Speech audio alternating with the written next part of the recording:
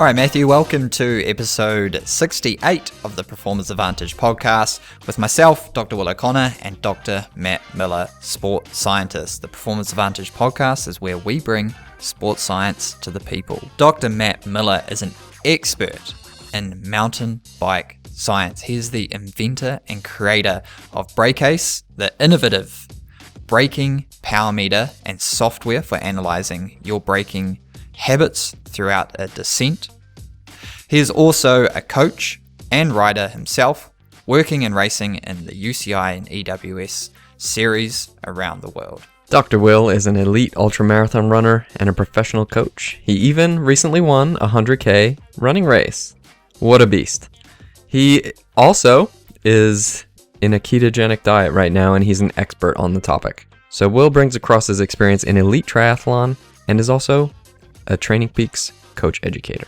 All right, this week on the show, we have Dr. Paul Laursen, or Larsen. Not really sure, depends on what part of the world you're in. Come on, can I say it? Sure. Can I say it? Sure. Dr. Paul Laursen. Thanks, Matt. That's probably, yeah. He's North American, so it makes sense. So he's in Canada, but he was working with New Zealand high performance sport for 2 Olympic cycles. That's right. We saw Paul for the first time at the Training Peaks seminar quite a long time ago. Yeah. When we were just young scientists. It was part of the cycling symposium that they had at the International Velodrome that we have in New Zealand. And yeah, we met him there, fascinating guy, and I went on to work a little bit with him throughout my PhD as the ketone supplement era. Ketosis, low carb, high performance sport, leading up to Rio Olympics. But his passion, his expertise are really dedicated to HIIT training, high intensity interval training. So Matt and I, we're big proponents of training easy. Train easy, get fast. And Paul is big on the hard, short, high intensity stuff. He did his PhD on it, so we have an amazing discussion around like what defines interval training, how you can apply interval training to get the best bang for buck out of your weekly training session, and also how to recover, what are the demands, and man, a bunch of other stuff, because Paul is one interesting guy. Yeah, I think we could have talked for about 10 hours. He did have to go, so we kept it at about 1 hour, right? Which is our typical podcast. But he's definitely an expert. Like, he's trained athletes in all kinds of sports, so he's bringing his knowledge not only from mountain biking, but also in triathlon and running and also team sports, which is really cool. So this is, we usually focus on cycling, running, mountain biking, ultras, that kind of thing. But anyone who is finding this, because HIIT training is so popular now that people are going to come across this podcast episode who are interested in completely different sports.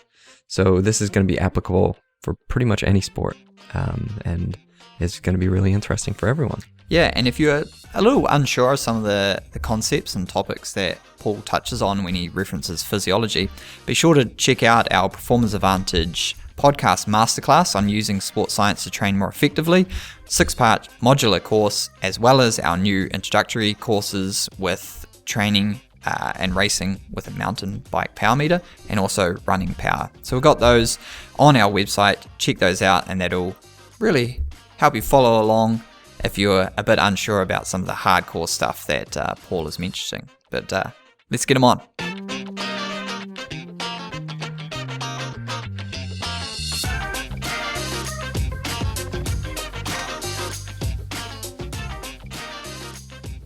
All right, Paul, welcome to the show. Now, how should I address you? Are you still a professor? Are you Dr. Paul? How do we address you? Paul is good. Oh, okay. You're so New Zealander. You're so Kiwi. Exactly. Yeah. I learned that was one of the greatest skills that I learned from you guys is what's the saying you guys have is like the tall poppy syndrome. Yeah. So I learned that quite quickly during my time there. So I was like, it's better to be already cut. Just Paul's good. Yeah, I mean that we've talked about this. We had a junior mountain biker on the show, and so modest and so underrated because you can't. And as a Kiwi, you know, you don't want to say, "Yeah, I'm pretty good." Like, oh, what? No, you're not. I mean, you are, but nah. Exactly. So yeah, lesson learned many times during my my stint in New Zealand. So yeah, Paul's good. Yeah, and yeah, you're not in New Zealand anymore. You're back in your homeland. Back in my homeland, back in Canada. Yeah, coming at you from British Columbia, Canada, a little ski town of Revelstoke, BC, and yeah, it's where my wife and child are, and my family. So it was after 2 Olympic cycles with New Zealand, London and Rio. Then it was time to head back, and this is where I've sort of building my business, similar to you guys, a bit of a coaching business, and then an education business too with HIIT Science. Decided to write a book as well called The Science There and it is. Application of High He's Intense Interval prepared. Training. There it is. It's a good doorstub as well. Very, very heavy. It's a thick book. So is that going to be a text? Well, is it a textbook or is it it? is. Okay, cool. It's a textbook, but it's also it's not just a textbook, but it's also kind of like it's a coaching manual as well for like, so here's the science of how HIIT works, and then here's how you apply it also in 20 different sports. So it's used by coaches and I guess astute athletes and certainly sports scientists as well. Are you Cool. have you been working with? You just mentioned just on the fly that you worked with 2 Olympic cycles with New Zealand. Have you been involved in the most recent Olympic cycle with Tokyo? No, not. I mean, I was coaching one Kiwi marathoner who's trying to make it, but again, I think of the trials. I forget he was kind of trying to. He was racing for like May 1st deadline to run a sub 2:10 basically, 2:11, and it's it got canceled. He was in Europe, or he was in Africa, Europe, ready to go. So, but otherwise, no. I've really been focusing on the book and course and my own sort of Ironman triathlon coaching stuff mostly. Yeah, I was going to say, man, you got out at the right time. That would have been an absolute nightmare. Yeah, totally. I've been in touch with a few folks from High Performance Sport New Zealand and other Olympic programs, and it's really devastating what they've gone through. Athletes, of course, as well, big time. And yeah, what a debacle, just all around the world, right? Like it's the domino effect. We're all feeling it, and it's 2020, right? You just kind of keep saying, "Oh, 2020." Well, not just Olympics. It's everyone, every athlete around the world, isn't it? In every sport.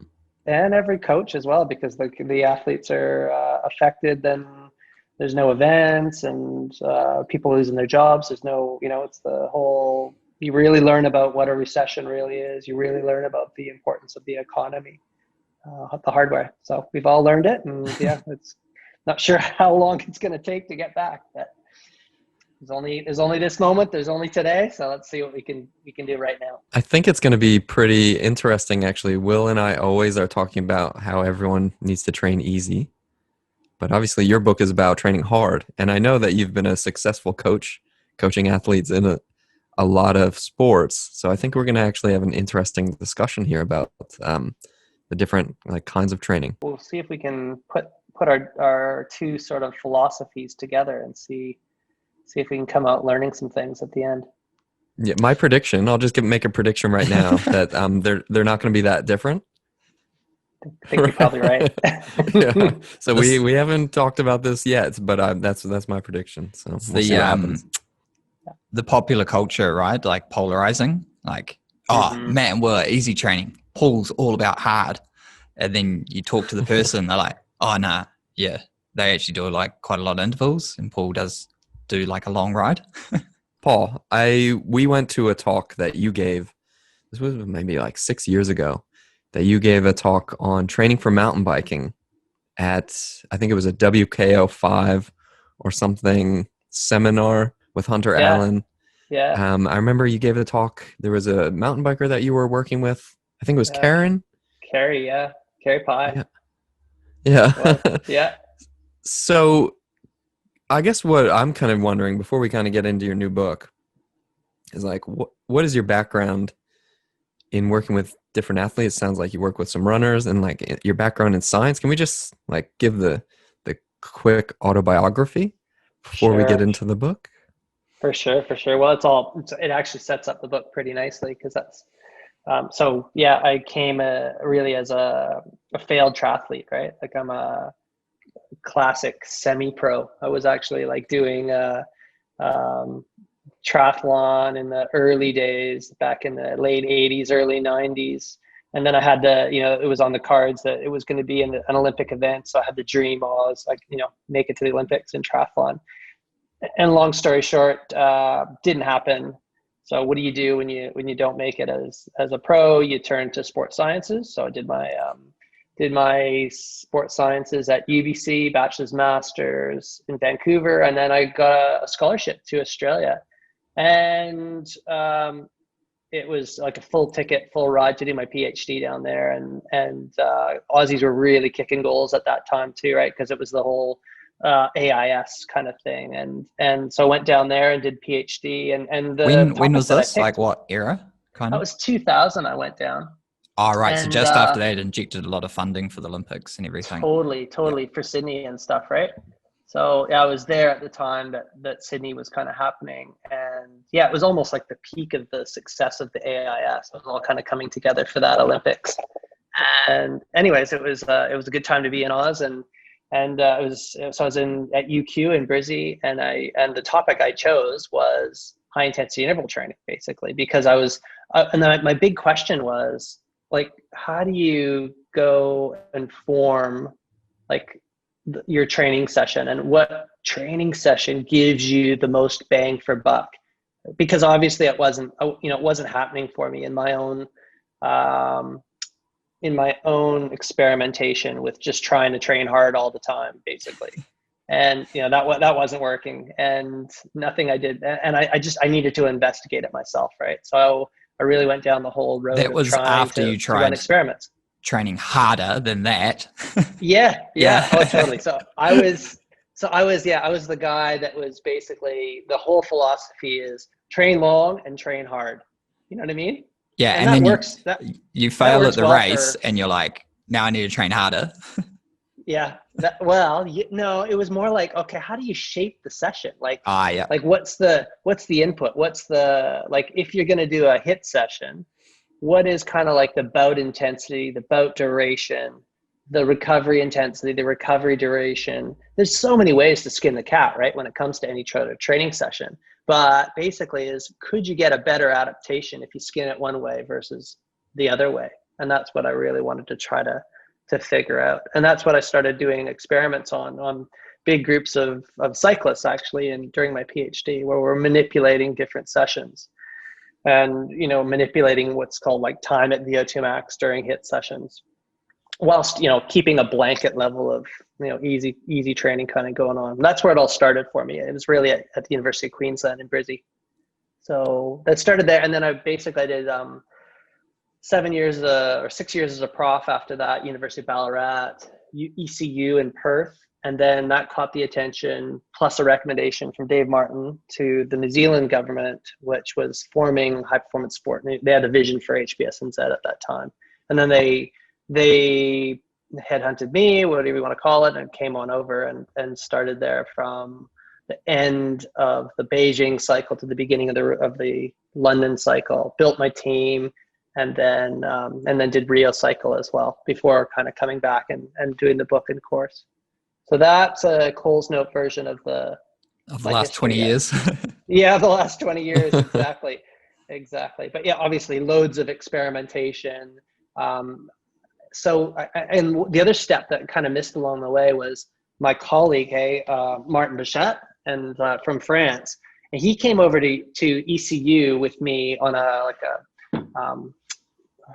kind of a research grant scholarship sort of thing, and that's over to Perth. And we started sort of our real collaboration on manipulating these factors even further to really look at short intervals and repeated sprint training, and using a lot of the tools like really looking at like how the desaturation of oxygen in the muscles that occurs when across different different intervals stuff, looking at the heart and how it's functioning. So we really started to get an insight into the physiological responses in all these different HIIT sessions, and then the resulting adaptation, having a look at these. And we formed this big research, field between us and other colleagues. And then we wrote a 2-part review. I'm not sure if you've seen it.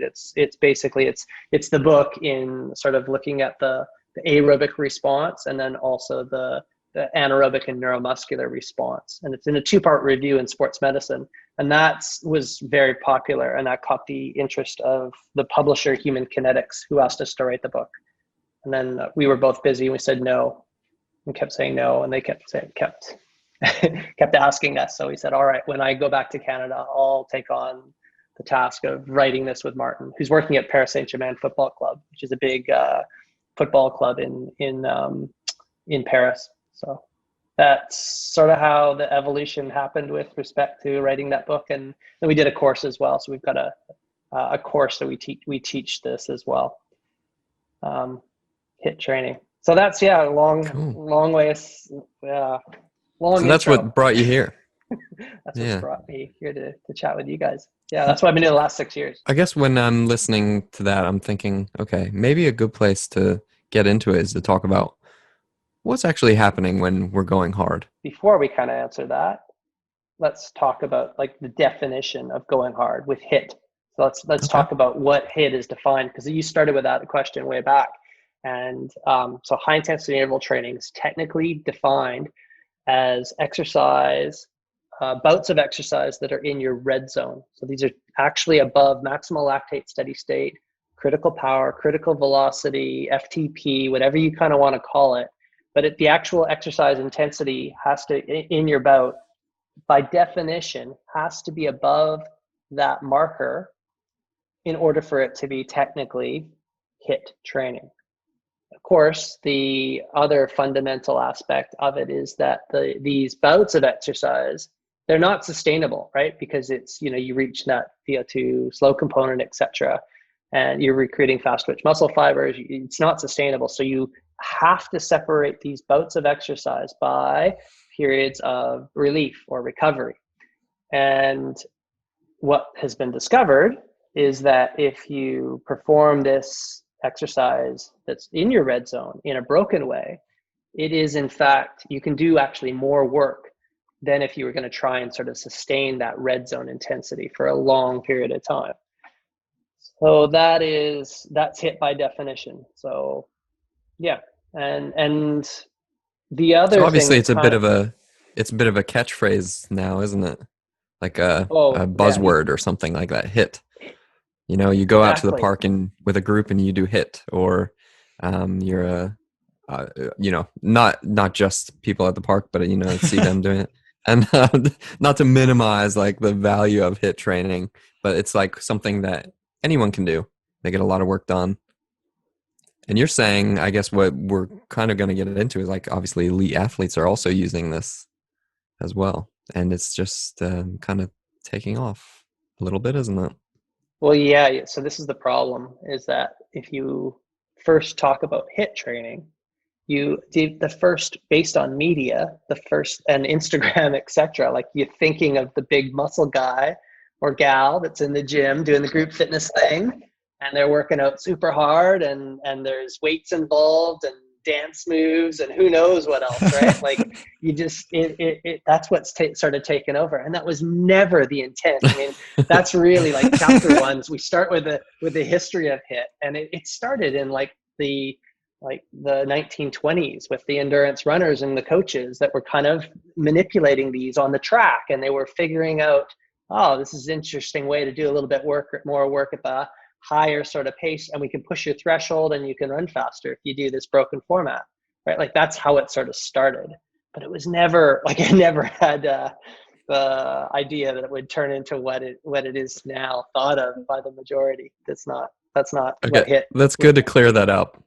Oh, right. Yeah. It's good to start by clearing, because basically we're talking about the hard interval sessions that everyone's already doing anyway. Yeah. Right. We're not talking about the dance moves and the things, because I did one of these video things during lockdown. We couldn't really do much. And I can't remember what brand it was, but they had these trainers on stage and they were all muscled up with these microphones and they looked super legit. And they were cycling through the trainers. So I did the video with my girlfriend and I couldn't even finish it. It was so hard. And Yeah. I was like, even the trainers can't do it. It's so hard. Like we're dancing around, jumping, squatting. And I was like, I can't keep up. I had to take a nap, Yeah. Um, that's not not what we're HIIT. talking about. Well, that's Yeah. not that's a type of HIIT, I guess. But that's that would be a classic, what we would call in HIIT science a type 4 session. All it's like an Armageddon workout. It's all guns blazing. It's and this is the whole thing that I mentioned to so many people, and that understand this area and this the two separate thoughts on what HIIT is. And it's not about the no pain, no gain. You should always leave your session like you could do one or two more. Like you're hitting the target and you're walking away, and you're kind of going back into the easy sort of calm zone. There's great adaptations to be had, but if you're going to the well every time, like you're really putting yourself backwards. And again, it goes back to when I was a 20-something athlete. That was what I was wrongly doing. So I wish. So yeah, I've gone down 30 years of this journey to learn that. What you and your listeners can know right now. It's not about no pain, no gain.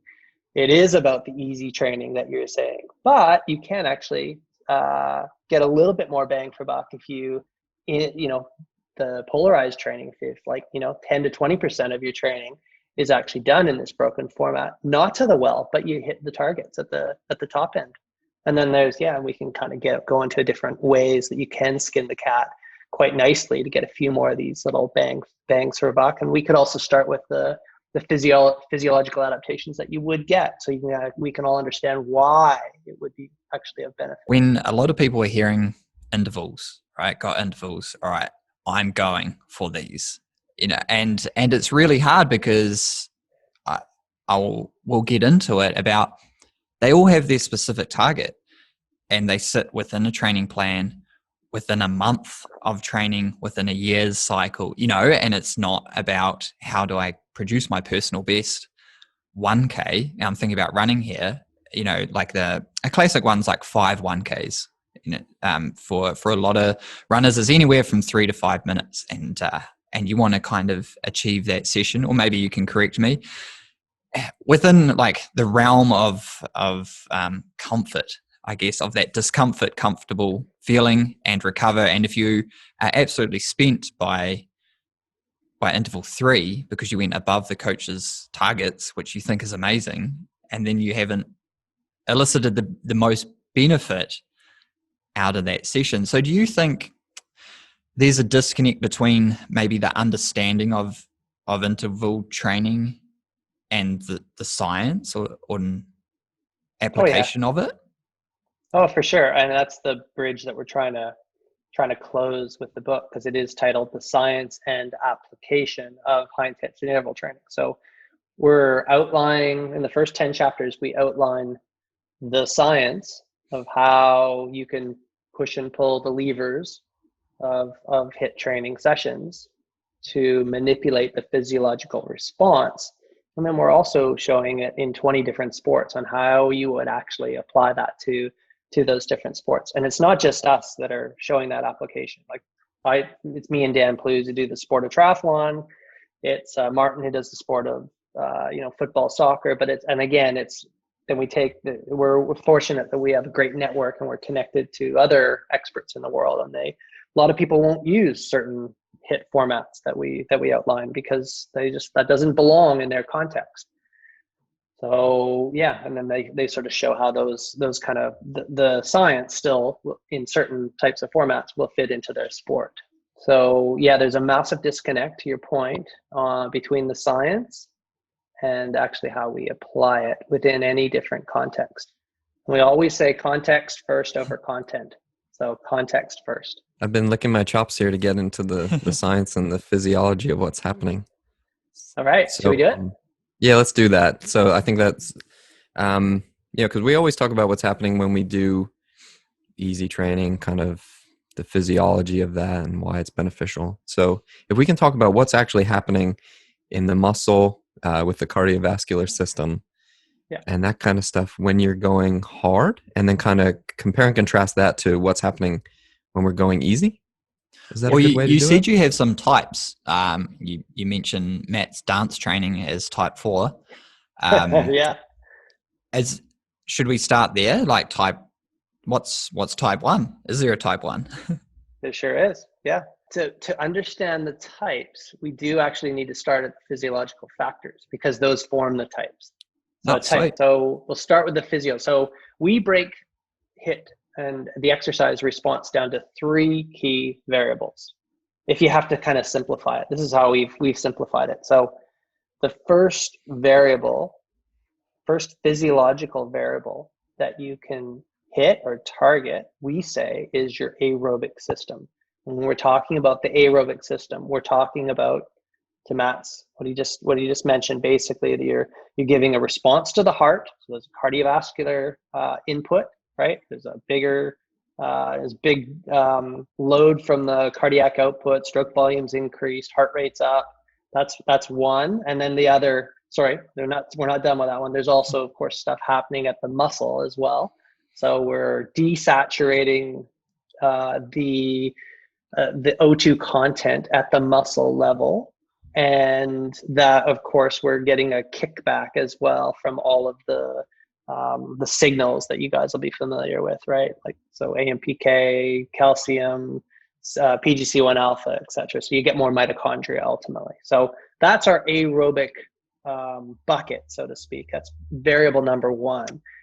And then variable number 2 is your anaerobic lactic variable, physiological variable. We also know that we can, push that anaerobic exercise intensity quite high as well. And in this situation where, of course, we're burning sugar, we're burning our muscle glycogen, and then lactate is the spill out. And importantly, we get a big, that's not always that sustainable. This is the problem. This is the thing that really gets us into trouble. We've been speaking about how hard training runs us into issues, is because when that big lactate spill out happens, it's associated with a big sympathetic burst in the whole, nervous system. That is great and needed in certain sports, but you can certainly get too much of a good thing. So it's why it's probably the most, what's one of the two that we really have to pay close attention to when we're forming our sessions, when we're shaping our puzzle piece as a training session.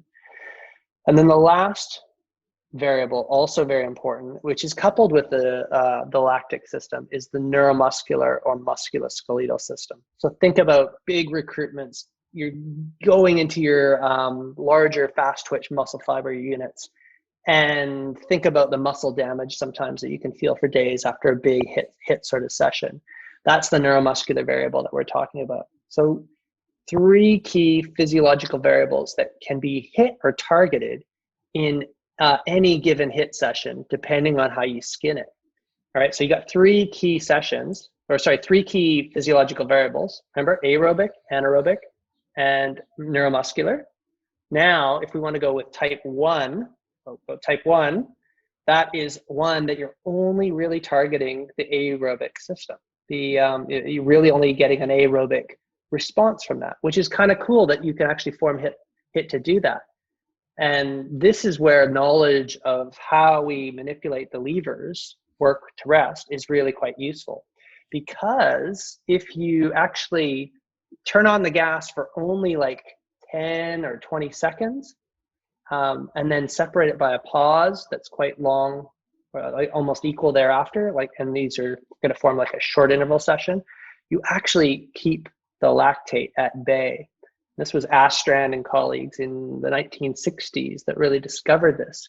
And they found that when you actually were doing formats where you're doing, like, say, 10 on, 20 off, or 20 on, 40 off, repeatedly, you could actually still be at VO2 max, yet your blood lactate was sitting down around 4. So just imagine that, right? Like, when Martin and I first, learned about that, we were just blown away. It was like, holy cow, that is incredible, because we're so familiar with VO2 max tests, right? Where you typically associate with end lactate values of 8 to 18 or whatever, right? Like that's really going to the well, but you can still be at VO2 max in a short interval session and yet have quite a low lactic level.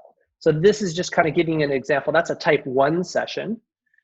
And then the type 2 session is when we're going to sort of throw in the neuromuscular variable to that too. So in a team sport context, we'd add a change of direction to the prescription, say, for example. Type 3, we're going to throw in also the lactic response. So you're just changing the short interval format. So maybe going 40-20, for example. But doing it on a bike, so there's less neuromuscular componentry to the session. So now you're not going to get muscle damage, but you're still working on the glycolytic system at the same time as the aerobic system. Type 4, we talked about. They're almost all of these ones that we do. The 5 by 1K that you mentioned, it would be a type 4. The fitness circuit workout that you mentioned, Matt, would be a type 4. And then a type 5 is going to be the anaerobic and the neuromuscular one. And this would be like the classic Burgermeister or Gabala, 30 seconds on, 4 minutes off kind of thing, all out, just all guns blazing there. So really, really spilling out the lactate, getting a big neuromuscular response. And those are our 5 types. So we use those ones when we know what the physiological target or response is going to be in any of these sessions. It really can allow us it can kind of give us insight into where you can place certain sessions in a program so that you can still keep aerobic system up, because you always want to do that. It's the same principle as you're using for training easy.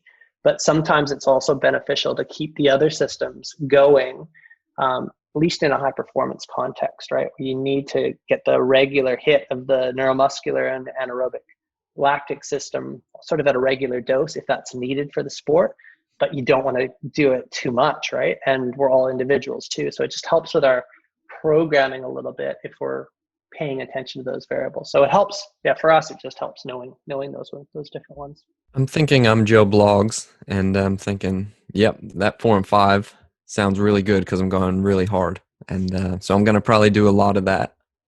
And then obviously the things that you're saying about type 1, type 2, type 3, they also sound really beneficial. So I can go hard but not do a lot of damage. So I'm also going to do those, right? So do type 4 and 5 today. Tomorrow I'll probably do type 1 and 2. And then obviously I need my long ride on the weekend with my friends, and that's going to end up being in zone 3. So I'm going to be going at tempo pretty much the whole time because that's what happens when you ride with your friends. How soon till I'm in trouble with that kind of approach?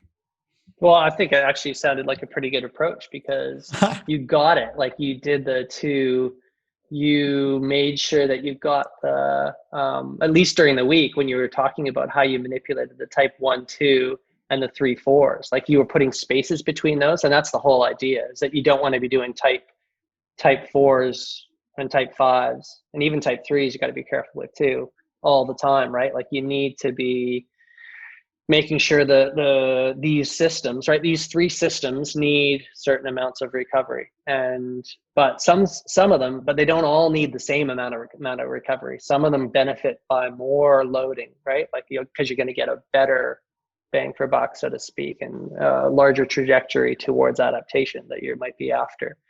So with the exception of the chasing your friend on the weekend when you know you shouldn't have, it didn't sound too bad. Yeah. Okay. So so that's the type 1 that you talk about. Is that like going to feel pretty easy then? Yeah, totally.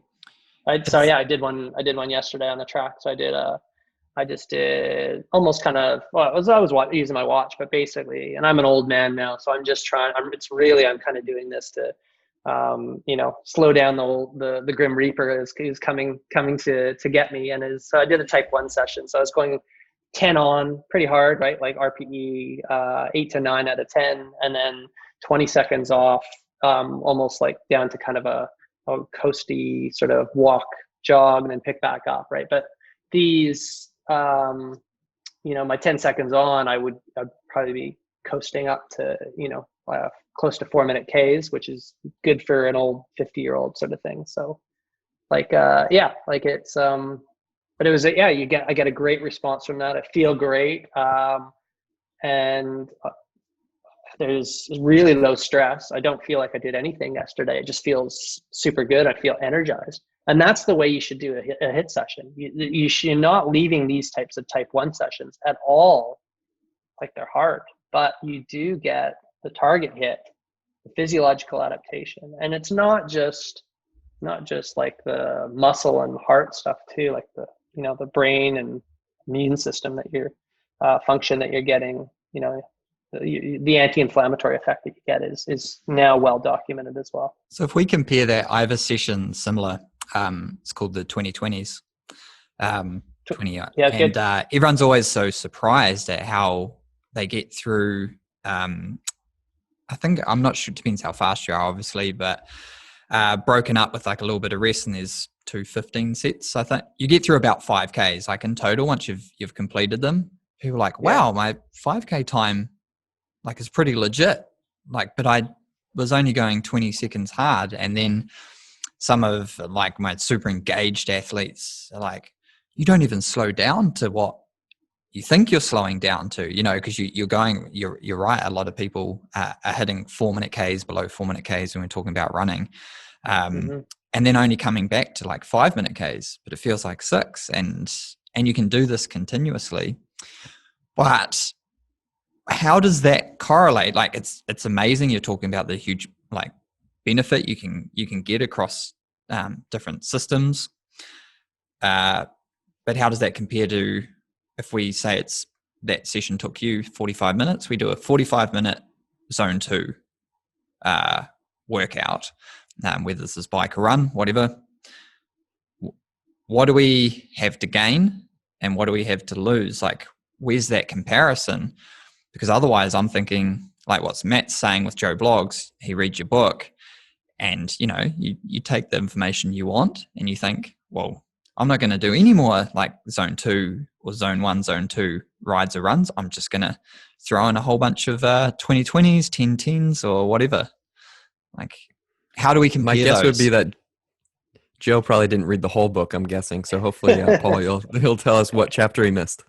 Well, he must have missed Phil Maffdown's chapter, is chapter 7. So if you know Phil, he's kind of, he does math training and whatnot. But anyways, it really depends, back to the first and foremost, the context. So Joe Blog's method could actually be really beneficial more in the team sport context, because they don't have the time that that we are blessed with in the endurance, typically in the endurance sport sort of world. The other thing for the Joe Blog person that's just doing the short sort of HIIT sessions, they might be like time crunched because they might be a business person as well.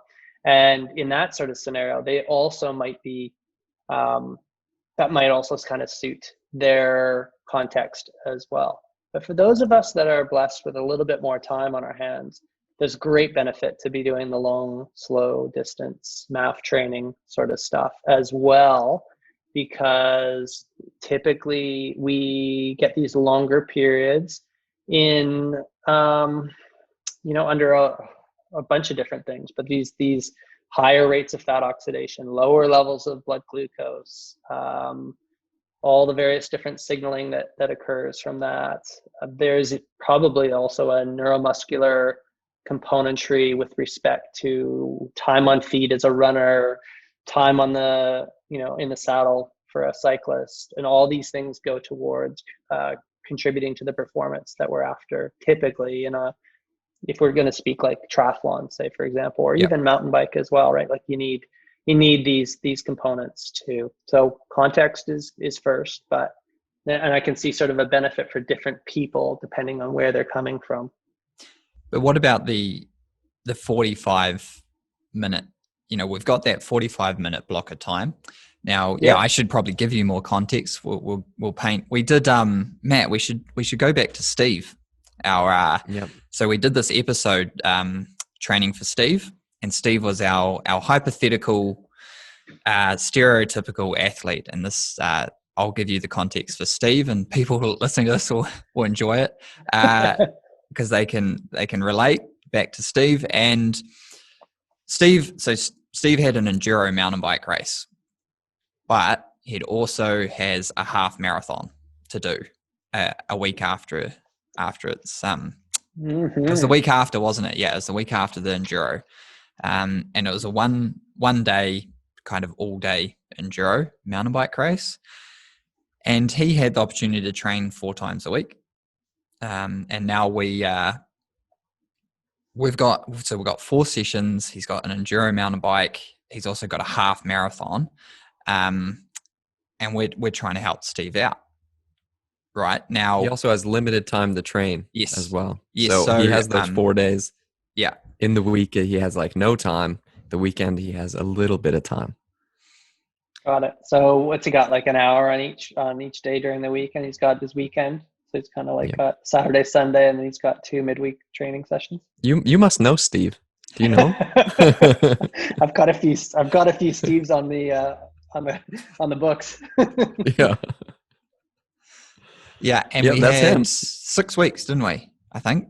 Yeah, it was about six to 8 weeks. And as history was, he always ran a bit, but not a lot. You know, he had done a half marathon. He didn't prepare appropriately, but he got through in 2 hours. So it's like pretty fit. You know, went out a bit hard. He was underprepared, so died a bit. And so, yeah, I think you've got all the context there. Yeah, totally. So what's the question? How do we form the training for him? No, we don't want to go all the way down that path. We have that episode, and hopefully it's appropriate. I guess when we've got that athlete, and so we pretty much associated 2 mountain bike sessions and 2 running sessions. Now, is it going to be appropriate for him to do a zone 2 run at all? Like, or as the bang for buck out of someone who's training, I don't want to say that little, because that's just what he has available. I don't want to demean the amount that he's doing at all, but yeah, or should it all have some kind of interval component in it? No, I would do the weekend. I would do midweek. I would have your interval session, because you got the shorter time, so it makes perfect sense to put in your interval session on during the midweek. So those 1 hour sessions for both. So I do a bike interval session, something like a 30-30 or a 30-15, and then same sort of thing for the run. Probably like a 40-20 or something like that for the run is me, and then again a longer run on the weekend, Saturday or Sunday, depending on how he wants to skin it. And why would you? Yeah, why would you not go something? I'm thinking he's got a half marathon. It's going to take him ideally under 2 hours. There is a high proportion or component there of like that nebulous of like the anaerobic aerobic threshold. Like there's going to be lactate accumulation, buffering capacity.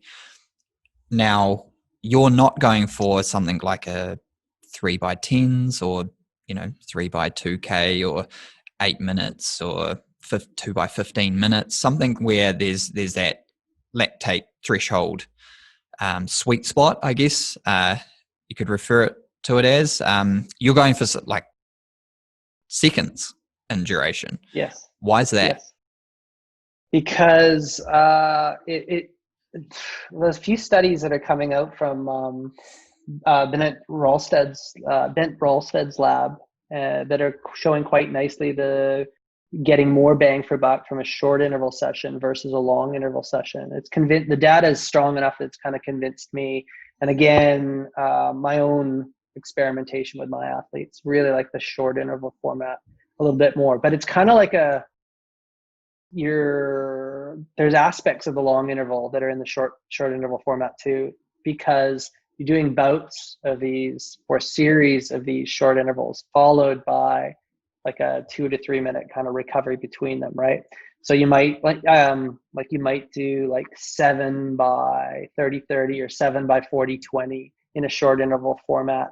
And you're just kind of rising, you're a little bit above that maximal lactate steady state, critical velocity in the running kind of context, and then easy during the off period. Yeah. And it's just, again, keeping lactate a little bit lower, it seems to be getting a little bit more bang for buck. Because remember, every time we're having those long bouts, those long periods of work that are above the lactate steady state, we're really pushing into the type 3, type 4 sort of sessions. So if we can change those type 3-4 sessions into more type 1-2s, where they're not as stressful on the athlete, and there seems to be a better bang for buck, more kickback during the recovery. Again, the same principle we spoke about, not going to the well as much in those ones. Don't have to be, no pain, no gain. Yeah, I can see what you're saying. Like if we had the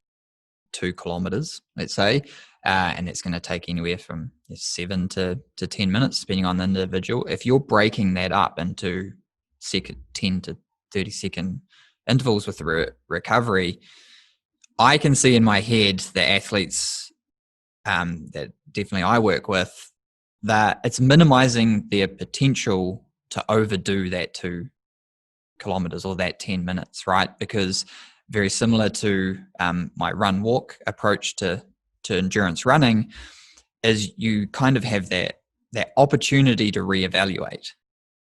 Yeah. And reassess like how hard you're going, what's the actual goal of the session, and yada yada. Yeah. But by the end of it, I can see how that application that's just kind of like the actual application of the interval is going to be more appropriate and induce a more specific demand or like adaptation that we're looking for, as opposed to like, oh man, I hope they don't go too hard for this like whole entire 10 minutes. Totally. And the other little tweak that you get too, we're kind of comparing short intervals to long intervals. The intensity or the speed that you're actually able to go at is just marginally higher in the short interval versus the long interval, because the long interval is the same sort of issue that you spoke about in the individual that did the 5x1s, and his last 2 were really kind of poor, right? He was really kind of fading. Well, it's the same sort of thing. You can go a little bit harder in those ones, and that break period is just enough to kind of recover the whole system, put it back into some sort of little bit of homeostasis before it kind of rises back up again.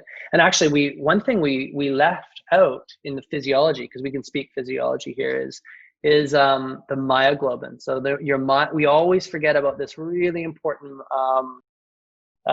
physiological protein called myoglobin, which is like the hemoglobin of the muscle, and it's really quick to resaturate in it when it's in the muscle when it is paused, and it basically is the huge game changer, because it resaturates really quickly following a pause.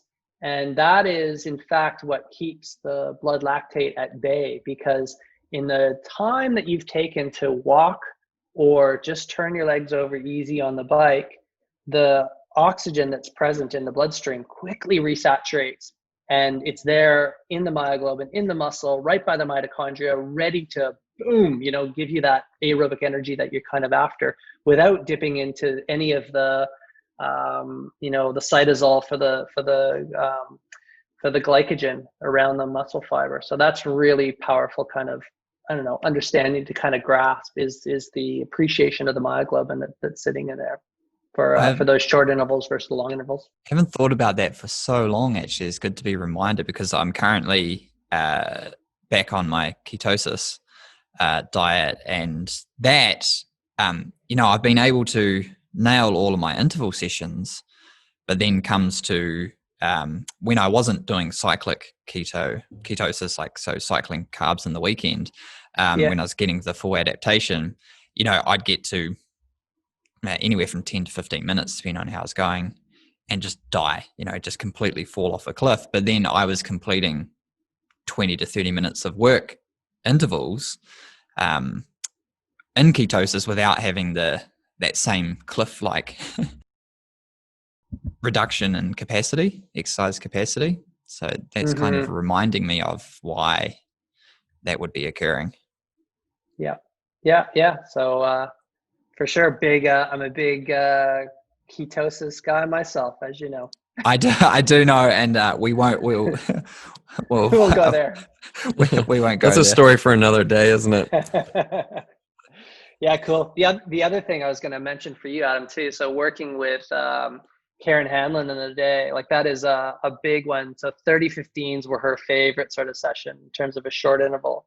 And we found some really big bangs for buck in terms of her performance outcomes when we were having that one in as a regular cycle in her weekly microcycle. So yeah, she was that was and again, those were in kind of the days when I was really just still sort of experimenting with the use of these. So, but yeah, it was we got a really great bang for buck from old Carrie Pye. When you say 30 seconds, I'm thinking like there's a fine line here between like doing these intervals at the right intensity and kind of going too hard. And this is where I'm saying like maybe this is a big benefit of now that everyone has a power meter. We can actually do these intervals appropriately, because if we are doing this with heart rate, like the heart rate response to exercise is so slow. So we go hard, takes our heart rate a long time to go up. And if we're targeting, say, an anaerobic level heart rate, we're going to have to go really, really hard to get up there really quickly. So this is where a lot of us mess up training with heart rate, as we go super hard to get our heart rate up to the working level. Then as we try to keep our heart rate around this working level, we have to reduce the intensity to not then on paper with heart rate go too hard for that set interval. So if you're doing these, when I'm thinking about HIIT training, thinking about doing it with a heart rate monitor, I think it'd be so easy to go too hard and then later on in the session go too easy. But with a power meter, you can probably hit that right target. So do you think, Absolutely. So could we talk about like how power meters have kind of helped with this, and then maybe like how you would apply it to make sure that you're at the right level, maybe with that 30-15 session that you're talking about? The best practice, in my opinion, is to basically be using both, because as you would see is if you're using a power meter and a heart rate monitor, you're actually able to see the evolution of both of these variables, and they're not in parallel, right? Like obviously when you're doing that first 30 seconds and second 30 seconds on, you're not seeing much of a change in the heart rate because we have what's called a heart rate lag, like heart rate slow to get up there. So and yeah, so it takes sort of time, but what you do find is that in a 30-15 kind of session, typically you're doing the power output in the 30 seconds. You're doing it like at 110% of the power that's associated with your VO2 max. It might be 130% of your FTP if you know that. As a guess, 30, about that, and it's up there. And then you're seeing these consistent spikes, hopefully, in the power output. You're hitting the same 30-second bouts all the time if you're experienced and a consistent athlete. And then the heart rate just kind of slowly gets up there. And this is where these extra adaptations kind of happen, because go back to the physiological response, even during the rest periods where the myoglobin's resaturating, the heart's still pumping quite hard in these times, and you're getting almost these free adaptations because the heart rate is kind of in what's what we call as a heart rate lag status, and it's continuing to beat hard. The stroke volume's still high, cardiac output's still high because it's working to recover the system. So you see this as almost this steady increase and then a plateau in these repeated 30-second bouts, but then power is kind of always the same. And then you finish the series or the number of bouts, and you take your recovery. And then once again, you get this lag heart rate inertia, and the heart rate sort of slowly falls down in the recovery period. and then you repeat and you do your next series of these sorts of things again. So different time courses of evolution. Best practice, as you become more experienced, both coach and athlete, you want to have both of these things kind of going and monitoring both of them. And yeah, and then you see they become easier as well. That's the other thing that's kind of cool. So you'll see these rises in, especially when you don't prescribe it necessarily as a direct power output. You give the athlete a little bit of a, well, it should be in around this range, and let's see what you do, and then you can actually go back and monitor your data and training peaks and actually see where they're where these are at in day one versus 1 or 2 or 3 or 3 weeks or the next year, etc. And lo and behold, there's usually a rise in these variables, but heart rate will be more or less almost kind of the same throughout the whole thing. But the power output's is greater because the kickback is that you're making these larger fast twitch muscle fibers more fatigue resistant or aerobic developed. They're getting more mitochondria in them, and then there's more buffering, and it's just easier, and you've got a more powerful athlete. Are you looking at heart rate, the decline, recovery, and heart rate between sessions? Oh, like between what would we call them? Sets, I guess. I'm not paying too much attention, but you can look at that. That's your classic, heart rate recovery variable, and you can certainly look at that one. It's similar to looking at heart rate variability. So you're looking at the balance of the nervous system. So the faster that's going down, typically you're having a big a big response from the parasympathetic system. It can also actually be, got to be careful because it can actually be an indication that of parasympathetic overreaching. So there's a lot of sort of things that are going on. You see different responses in different phases, and it's not something I look too kind of closely at unless it's I've got like a problem I'm sort of trying to solve, and then I might look a little bit sort of closer at those variables. But otherwise, it's distracting me, I think, from the important things personally. Yeah. I'm more concerned about power. That's power. You sound like Matt. Yeah. Like I just think these would be totally impossible with just a heart rate monitor. Oh yeah. Even with like I'm a big running power guy. Like absolutely love it. I think it's the future. And even just the application of power on these outputs, because now that it can measure wind reasonably accurately in the input, like it's measuring more direct outputs of what you're doing. With mountain biking, we go back to kind of that reference. I'm thinking, mountain biking, you're always doing these short bouts of high power outputs, right?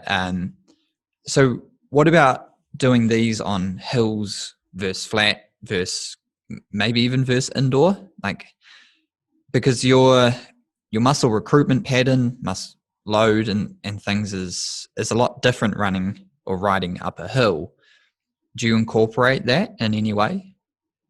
Yeah. So if I'm actually prescribing a HIIT session, once again, back to context. So if I've got a limitation in the flat context, we can change the inertial characteristics where we're actually looking at a flat sort of situation, especially in a cyclist where that's maybe important. Then we want to actually do specific intervals in that, low gradient sort of context. So they're moving quickly. Mountain bikers always suck at it.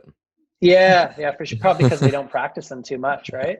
And it is an important, you'll know from mountain biking, like you got to get away, and that's usually in that for when the gun goes off, we got to move quite quickly through that stage. So in that context, and if that's a limitation, then we need to practice that. So it is good to do some intervals in that, and even from standing too, right? And practicing getting up into the into the pedals. So I remember doing that a little bit with Karen. And then, but I mean, I would say the majority are done on an incline because you get a bigger sort of physiological response. Like usually the goal of that HIIT session is actually to get a big load on the cardiac tissues and the subsequent adaptation. And you're not probably getting that as much, I don't think, in the flatter sort of context. It's just a little bit harder, and there's not as much grunt that's behind the pedal, if you know what I mean, to grip onto. Like it just, the whole kinetics of the pedal stroke is changed due to the inertial characteristics, I believe. Yeah, so like this is why mountain bikers always suck at it, because when they're going up hills, there's it's really high torque and really low cadence, and then when they get out onto the road, and suddenly they need to create this really low torque at 100 RPMs, and they're just horrible at it. And even though it's the same power, and we talk about this when we talk about the power meters and stuff, but they always struggle with it. But there's a lot to be said for doing an interval up a hill, because that's usually where the races are going to be won or lost, really, because the speed is low. So if you can go faster, you have more time to gain. Exactly. So let's train for it. Yeah, I would agree. Yeah, and that's where I believe running power and everything that's come from cycling, that's been implemented in cycling and more recently mountain biking for decades now, is now being applied. We can apply it to running. Like I can set hill intervals and set power targets. Otherwise, what are you doing? We've established you can't use heart rate because it'll be too slow to catch up and you'll just end up slowing down. We definitely can't use pace, because what's a 6% gradient versus 7% gradient, effect on speed.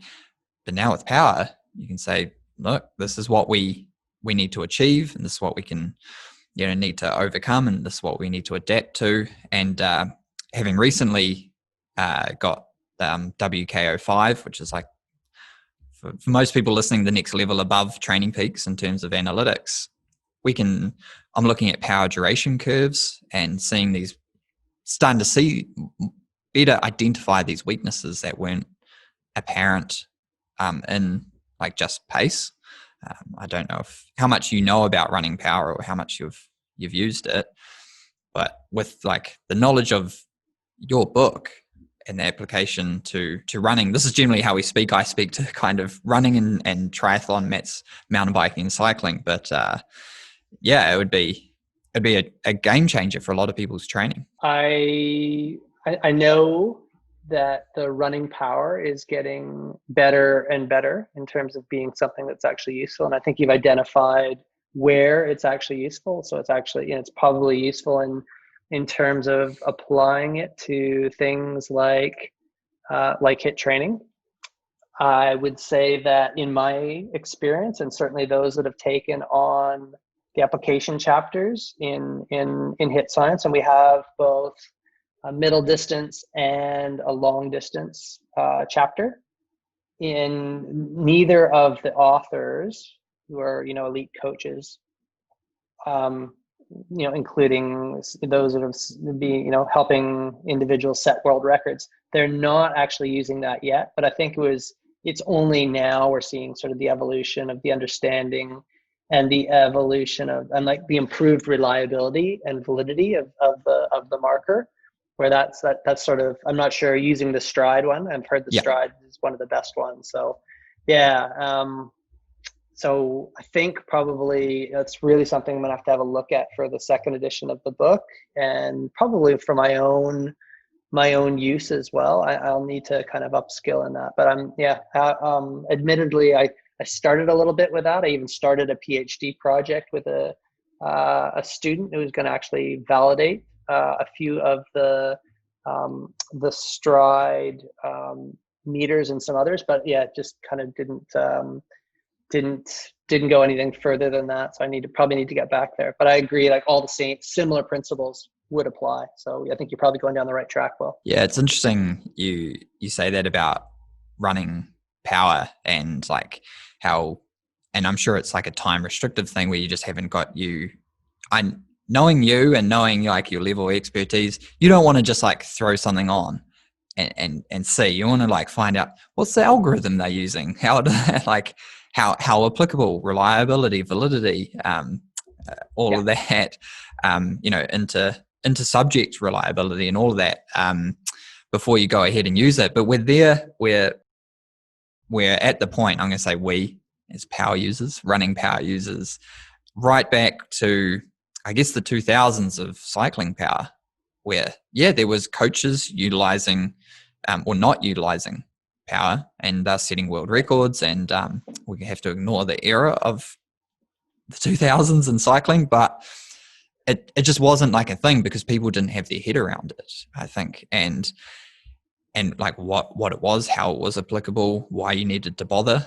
Matt uses kind of the comparison of now everyone in the Tour de France has power, right? It's power meters come on bikes like straight away, and I believe we will get there. It's not a direct measurement, like it's an algorithm. It's, there's margin for error, but in terms of the application to training, I think it's an absolute game changer. I agree. I think it's probably going to go there. Yeah, it's that is the challenge, is the whole first principle thing, as you guys know, and we've probably discussed on others. Like it's like you can use a lot of first principles from my memory with respect to the power meter and the closed loop sort of situation, almost on the the angular rotation kinetic and all that stuff, or variable. And then with the running one, it's a little bit more challenging from that perspective, with respect to forces, and you're making a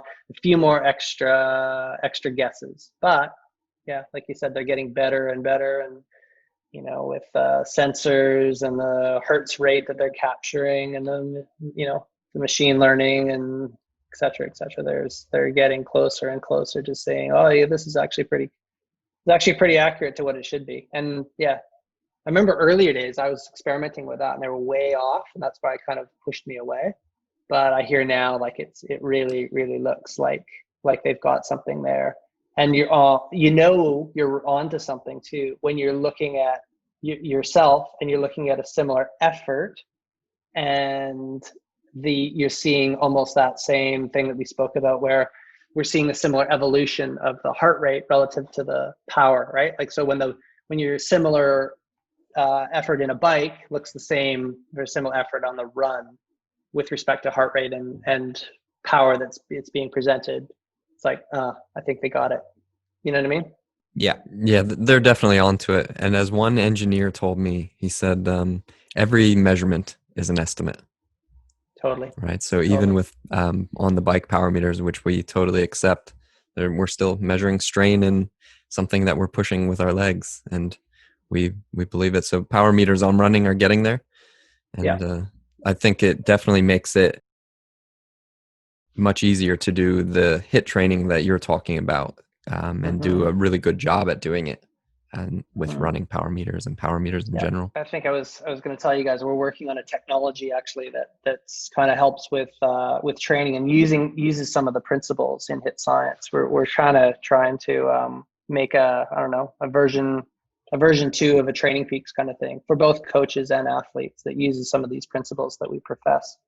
And I think, to your point, I think we're going to need to start incorporating the power in some of these estimates and algorithms and whatnot that we're working on. So tell us more about that. Like, I went on your website. Can you get into it? Yeah, for sure. So Okay. I'm actually looking for. Thanks for asking. I'm looking for beta testers actually right now. We're in our third iteration of looking for beta testers, and it's basically an automated training plan program, and we're starting just with an athlete version, but eventually, after we get the athlete version solid and we're happy with it running with my coaching recommendations, there's gonna be a coaching version that comes out, and you guys can put your coaching sessions in there, and the thing will kind of update and provide recommendations accordingly. We're trying to sort of take out some of the heavy lifting that coaches have to do. I think we spoke with it's not easy being a coach. There's a lot of these things you got to pay a lot of attention to, and we only have, as coaches, so much bandwidth to kind of go in there and look at all these sorts of details. So wouldn't it be nice if someone was kind of behind the scenes that was holding your hand a little bit and sort of showing you a few things that you could maybe pay attention to and do a little bit better. So that's that's what we're building. And if anyone's interested in piloting this or helping us out with a bit of feedback, please get in touch. Get in touch with me, info@HIITscience.com, and we'll get you signed up on the platform. What kind of athletes are you looking for? Yeah, sorry, I should have. Yeah, triathletes, definitely. So we're starting actually with we're going to implement it for all endurance sports, but you're trying the hardest sport with 3 components. Correct. We are. We're starting with that, and then the algorithms will be super easy thereafter. So we know it'll work with all of the single sports, but we're just going to start. We're starting with the hard ones, the hardest thing first. So. Yeah. So what do you, I don't know how much you can get into it, but you're obviously looking for someone to input their training history, like variables, like these people need to be using heart rate monitors, power meters. That's a really good point. So only get in touch with us if you've got like a Garmin kind of device and you're hooked up to Garmin Connect. So they integrate with the Garmin Connect system. Reason we've gone with that is that Garmin has 80% of the market, so it works out well. You basically hook up your Garmin Connect into our platform, and here the plan will be outlaid, and you follow along in the plan. So you've got the structured workouts set up. Yep, structured workouts, absolutely. Yeah. And they're everything's published, so we're just using everything that's within our recommendations within kind of the book, and then we've got we use all the load and load response, so classic TRIMP or Bannister TRIMP modeling in terms of the loading, and then we use all the load response variables as well in the background to change ultimately what the recommended session should be in the following day. And again, we don't just want to have this just for athletes. We want to have this, coaches, we want to have this whole thing for coaches as well. So especially if you're a coach and you have a Garmin Connect, you're the ideal sort of beta tester for us, because you're going to be pretty astute and be able to give us some really frank feedback and how you want to see things as a coach as well for your athletes, and how can we help you with the heavy lifting that you find challenges with too. Yeah, that's cool. That sounds really cool. I think the future of training is going to be better, and we're going to be faster, and we're going to break new records all over the place. So it's pretty exciting. It is. It's we're in such a exciting field, aren't we, guys? We're so lucky to be doing the study that we did. Well, and the technology advancements, like we think about, you're talking about Garmin Connect, and I'm guessing the structured workout component that gets sent to your device, right?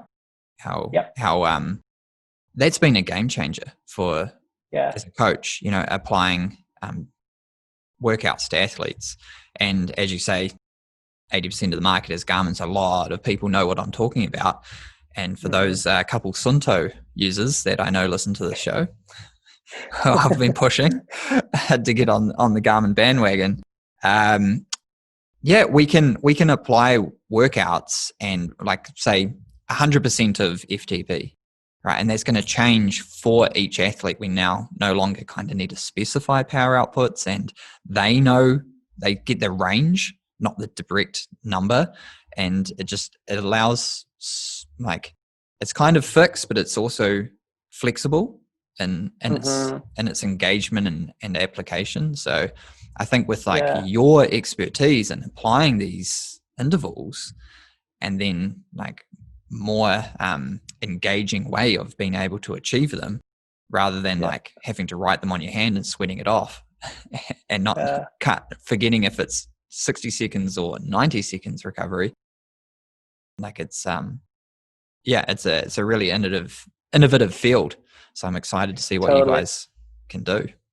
Totally. And I mean, you just thought of another feature that we've got going on. That's think of all the challenges sometimes that we have with setting people's zones and getting them just right and whatnot. And again, we've got we've got stuff that just takes the guesswork out of there. So actually prescribing the session that is going to determine what where you're kind of sitting in that zones, whether it be running speed or power output or heart rate. Like it just kind of, here's the testing session, go do this, and then it's done. And it's and of course it gets refined as the athlete continues down. The more data we get, the more certain we are of where that sort of zone is sitting. But I don't know,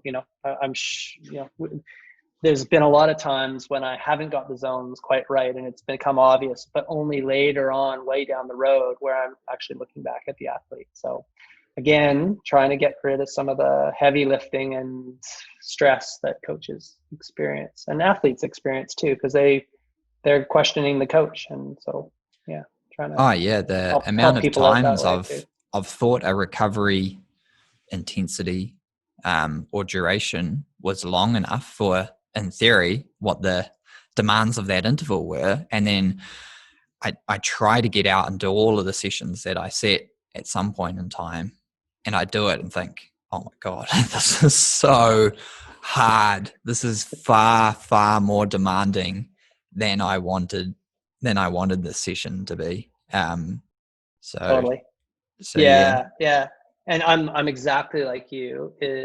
I almost always am doing the session that I'm prescribing before I'm giving that to an athlete. And I've made the exact same mistake as you, as I've just prescribed inappropriately. I was like, oh, that's not possible. So yeah, it's the same thing. I'm actually working with a volleyball team right now, actually, UBC Okanagan volleyball team. They play in the national tournament here in Canada, and we're doing some more HIIT prescription with them. And that's another one where I'm in the gym a lot, and I'm actually I'm doing all of the HIIT sessions and some of the eccentric works and all those sorts of things, just because I've got to do this sort of myself, because I don't want to make a mistake and injure some of these gals, who've got to play big tournaments and whatnot. So yeah, I think it's a great principle that you're at least trying to kind of do these sessions yourself first. I think that all coaches should do their best to try to do that as well. Yeah, definitely. So I think, I guess if I were to sum this up, I think we're all kind of on the same page. I don't know. That'd be my vote. What do you guys think with training? So we need those high intensity trainings. Obviously, I really like how you've broken down the different levels. So that's really cool. And definitely I would suggest that athletes and coaches look into those different levels, because I like how that's done. But we definitely need easy training, but we definitely need hard training. And there are definitely benefits to both. Yeah, 100%. Yeah, you get the most bang for buck if you are doing both. And again, this is where the whole polarized, I'm sure you guys have done a session on polarized training before. And it's in our masterclass. Oh yeah, go to the masterclass and review that. So 80-20. Yeah. I think for me, one of the takeaways, it's well timed that we had this chat, because I'd just been looking into some of these aerobic speed sessions, or these components of integrating the short work and rest interval session to make a aerobic session more engaging. When you've got a runner running 160 Ks a week, reproducing a 10K, 15K, 1 hour, 45 minute, 1 hour, 15 zone 2 aerobic run becomes monotonous. And so, and also all the way on the other end of the spectrum, coming from someone training, 15 hours a week to someone, Steve, training 4 times a week. Again, it's a bit more engaging. It's a bit more adaptive, hopefully, for those athletes. So I think that's something I'm going to take away. Well, it was a great conversation, guys. I loved it. And thank you so much. And till the next time, eh? Thanks for coming on, Paul. We'll be doing a keto one for sure, I think. Perfect. Another one of my favorite topics. All right, Paul. Well, you enjoy the rest of your day, and we'll catch up another time. Sounds great. Thanks, guys. All right. Thanks heaps for coming on.